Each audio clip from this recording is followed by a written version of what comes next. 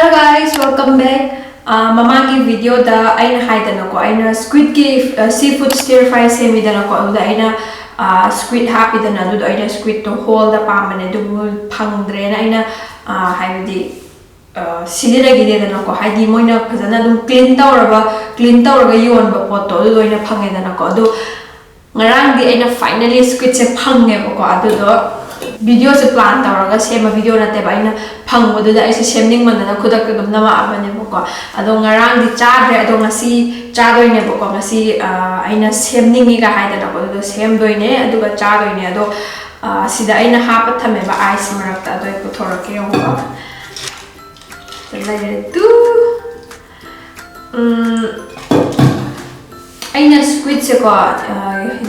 internet ye ka cho cho lai bako to si si dum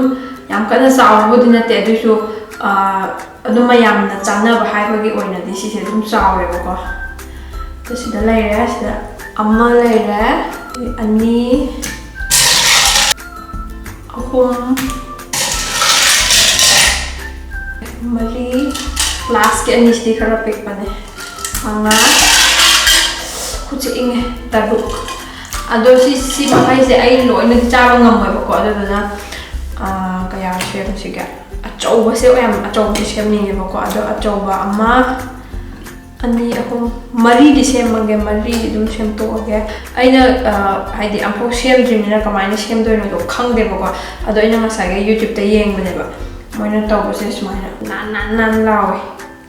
duga si makha da mogi makok tentacles layer octopus kamane try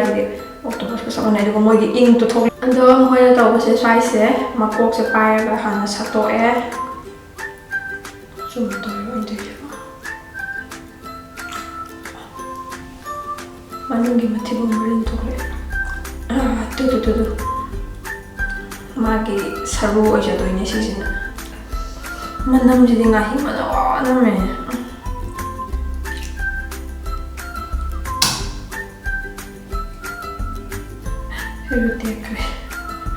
oh ai ne sigi nan te ha pen ro te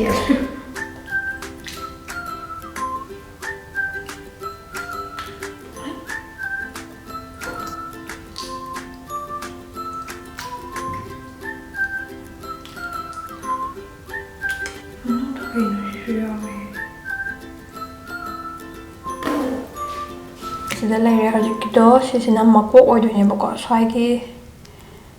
jaga se lok thok ki doine sisine ba mogi ing thok to tu sida makok ta ma yaw ai sisu lok thok da mne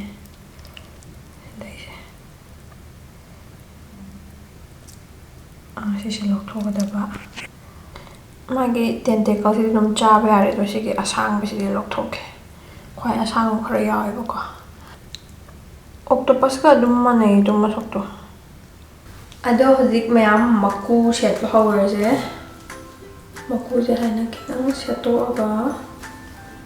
ma dum lok thok le moi do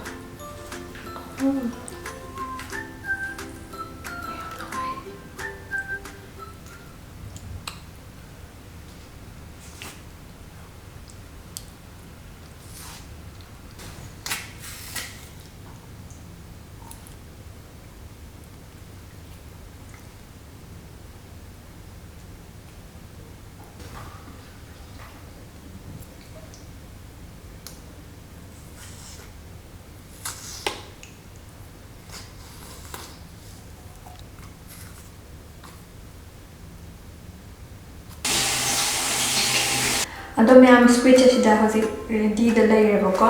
sida macha khara pikpa macha ani sina ina mayai da pakna len thatle ba duga achoba ani sina ina khara le adai sida maki makok sing du sida layer ado aingon da hozi thongba po che emta leite bako ado noodles ti layer hadi sidi noodles ani ne layer si ama sina kaino seafood sisina seafood kine bako ado sisina kai shidi kem thade seafood ki natrasidi ado seafood ai hana chagre ko dum hawne seafood ado sisina seafood ki oidana ko dudana seafood ki oina seasonara ge haidi siju squid siju seafood ni na si ani chana do male ko ado si ani se pulap phutminar se aduga charasi thong doi siju kettle la thong doi lage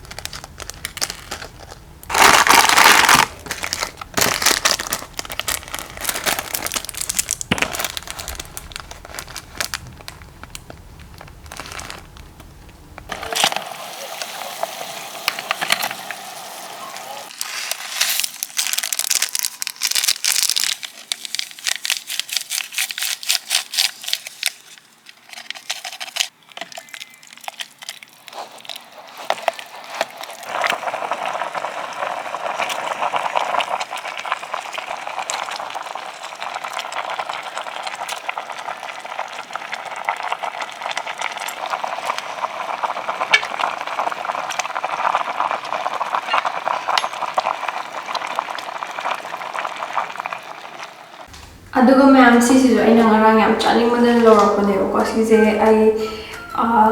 amuk tangdi ai ngam tangdi chagre ko adu do kai haini aina sum youtube to gumba sembai gi sum yenge ko da yeng ma tam da moina dum haiba mathak ki area sina crunchy oiraga manung na soft oi ko haiba ko adu ha mo aina chagi bududi adumaina makti tawde haw su yogi de ko dum kai haini adum mana semba male ko ado sigisina yam ota na sheme ado hawda male ina loro ko ne ko ado dum su hoge sigisida ina khanbada sikana 150 pi ko sugum sigi acha ko se dum expensive oi bana tro adum si 150 pi se dum hoge haidor tangi haidor adi khangde ado chara yenge kautam da mayam han su le hawe ko lina chakum la kano pi ado ina si han la se ye color je mo phajatra orange pink mint color ne it was in a light green and one green color mo yore 11 ne yawi se ado chani do green ha chake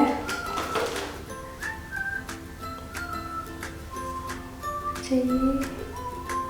let me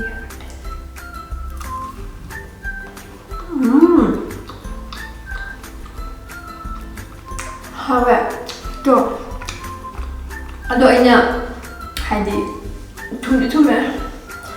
aseng ba taste to khangdabnina sise hawo oidora hawo boyora ni khangde do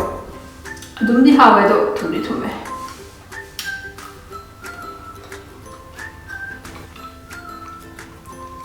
manungi feelings am thume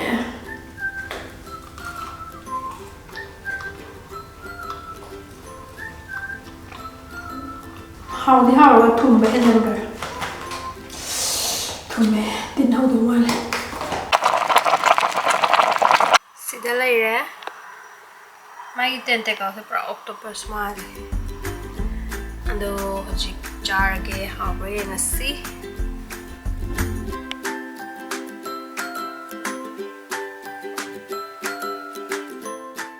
sushi su order ta bane sushi su khara lairi siga pulap char ge chopstick squid ado hojik char ge sidagi aina pakna sangal len budune sise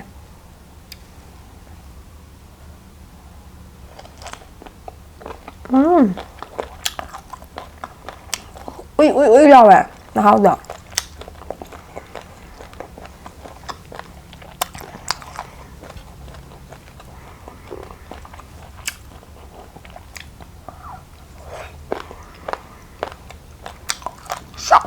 아.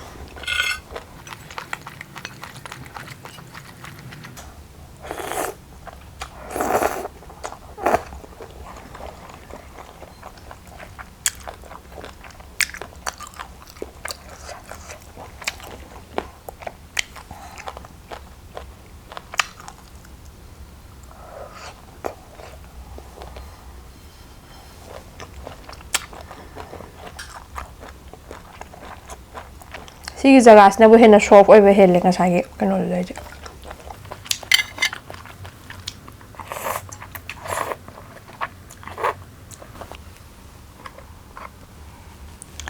수시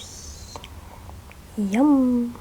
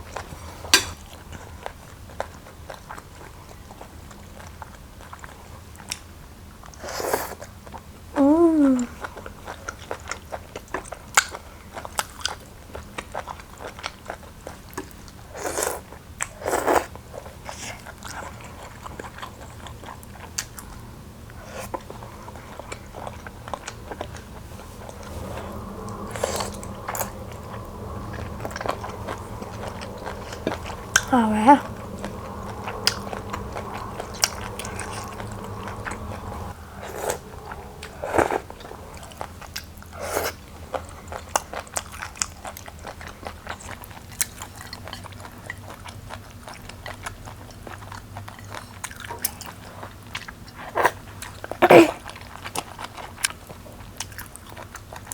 So good, so good.